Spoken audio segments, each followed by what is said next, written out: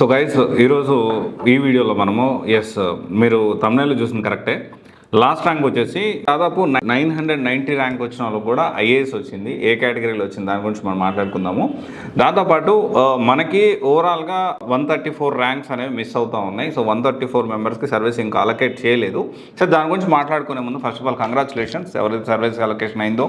So మన Sai Shivani all India rank 11 గారికి around IAS వచ్చింది. తర్వాత బన్నా వెంకటేష్ ఐఏఎస్, అభిషేక్ శర్మ ఐఏఎస్, దీని తర్వాత రావుల జయసింహారెడ్డి 46 ఐఏఎస్ వచ్చింది జనరల్ కేటగిరీలో.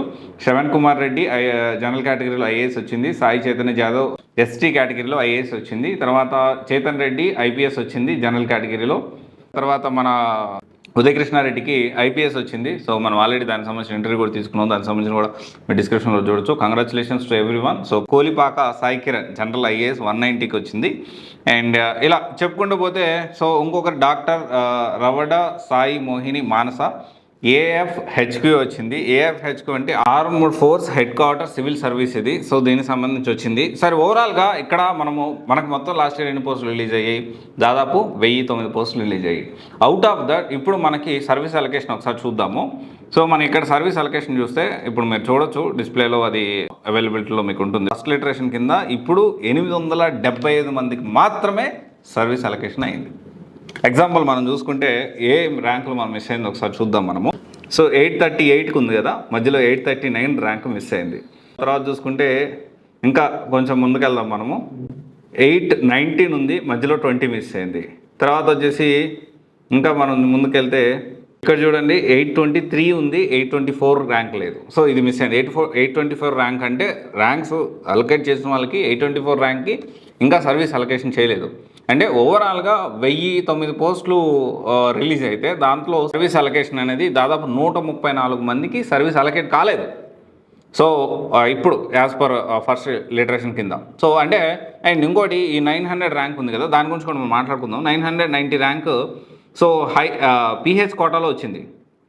పీహెచ్ కోటాలో 990 ర్యాంక్ వచ్చిన వ్యక్తికి జనరల్ ఐఏఎస్ వచ్చింది. జనరల్, మళ్ళీ జనరల్ కింద కేటగిరీ వచ్చేసి జనరల్ పీహెచ్ కేటగిరీలో. సో అతనికి పీహెచ్ కేటగిరీలో ఐఏఎస్ వచ్చింది. అండ్ హెచ్ఐ అంటే ఇంకా దీంట్లో చాలా కేటగిరీస్ ఉంటాయి. సో హెచ్ఐ అంటే హియర్ ప్రాబ్లం ఉన్నట్లు, దాంట్లో హెచ్ఐ అంటే అది.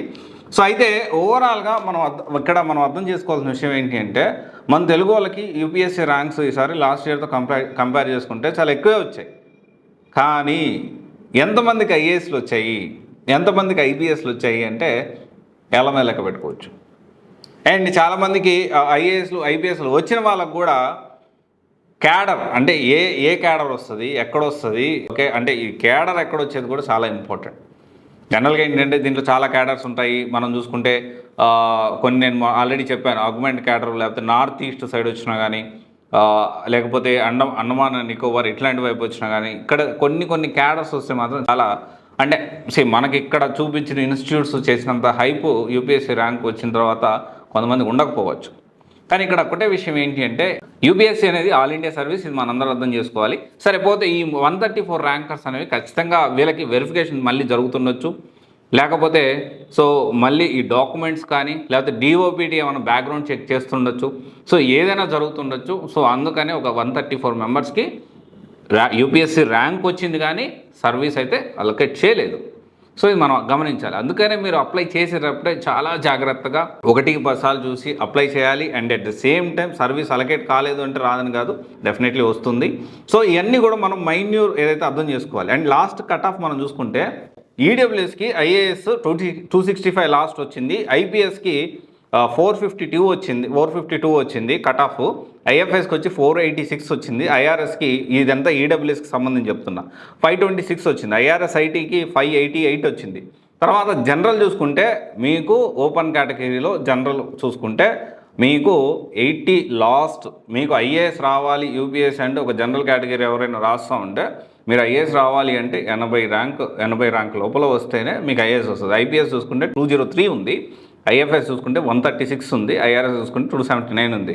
వేరే ఓబీసీ చూసుకుంటే 411 ఉంది, 411 లాస్ట్ ర్యాంక్గా ఐఏఎస్ ఉంది. ఐపీఎస్ వచ్చేసి 578 ఉంది, ఐఎఫ్ఎస్ వచ్చి 537 ఉంది, ఐఆర్ఎస్ వచ్చి 636 ఉంది, అండ్ 630 వచ్చేసి ఐఆర్ఎస్ ఐటీకి ఉంది. అండ్ తర్వాత ఎస్సీ చూసుకుంటే 468 లాస్ట్ ఐఏఎస్ ర్యాంక్ వచ్చింది, 843 వచ్చేసి ఐపీఎస్ వచ్చింది. అండ్ ఇది ఎస్సీ కేటగిరీకి. 803 వచ్చి ఐఎఫ్ఎస్కి వచ్చింది, 874 వచ్చేసి దీనికి సంబంధించి ఐఆర్ఎస్ సిఐటికి వచ్చింది. అండ్ 909కి ఐఆర్ఎస్ వచ్చింది ఎస్సీ కేటగిరీలో. ఎస్టీ కేటగిరీ చూసుకుంటే 456 లాస్ట్ ఐఏఎస్ ర్యాంక్ వచ్చింది, 715కి లాస్ట్ ఐపీఎస్ ర్యాంక్ వచ్చింది, 765 ఐఎఫ్ఎస్ వచ్చింది. And IAS general category PH quota మొత్తం 990 ర్యాంక్ వచ్చిన వాళ్ళు కూడా ఐఏఎస్ వచ్చింది. సో ఇదంతా మీరు గమనించుకొని నాకు ఐఏఎస్ఏ కావాలి, నాకు ఐపీఎస్ఏ కావాలి అంటే మీరు టాప్ 100లో ఉండాలి. ఓకే, టాప్ 100 ర్యాంక్స్లో జనరల్ కేటగిరీలో ఇక్కడ మనం అగైన్ అర్థం చేసుకోవాలి. 80 ర్యాంక్ వచ్చిన వరకు అంటే 80 ర్యాంక్ అని కాదు, జనరల్ కేటగిరీ ఎవరైతే ఉన్నారో దాంట్లో మీకు 80 ర్యాంకు లోపల వస్తే మీకు అంటే 80 మెంబర్స్లో ఫస్ట్ మీరు జనరల్ కేటగిరీలో ఇండియా వైడ్ 80 మెంబర్స్లో ఓపెన్ కేటగిరీలో మీకు ఆ ర్యాంక్ వస్తే మీకు ఐఏఎస్ వచ్చేదని ఛాన్స్ ఉంది. సో అర్థం చేసుకుని ప్రయత్నం చేయండి. 80 ర్యాంక్ కాదు, 80 మెంబర్స్ జనరల్ కేటగిరీలో. ఓకే, ఇది ఒకసారి చూడండి. డెఫినెట్లీ నేను కూడా సార్ ఈ క్యాడర్ అలొకేషన్ జరిగిన తర్వాత సో ఈ క్యాడర్ ఎక్కడెక్కడ వచ్చింది, ఆ క్యాడర్స్ ఎలా ఉంటాయి, మన తెలుగులోకి ఎలా ఉంది, ఏంటి పరిస్థితి అనేది నేను దాని గురించి వర్కౌట్ చేస్తాను. అండ్ ఇంకోటి వచ్చేసి చాలామంది ఐపీఎస్కి మనము ఒక ఐపీఎస్ వస్తే ఎలా ఉంటుంది అంటే దానికి సంబంధించిన ట్రైనింగ్ పీరియడ్ ఎలా ఉంటుంది, శాలరీ ఎలా ఉంటుంది, వాళ్ళకి ఇచ్చే ఫెసిలిటీస్ ఏంటి, వాళ్ళకు ఉండే లిమిటేషన్స్ ఏంటి, దాని గురించి కూడా నేను డీటెయిల్ వీడియో ఇంకో దాంట్లో చేస్తాను. Thank you.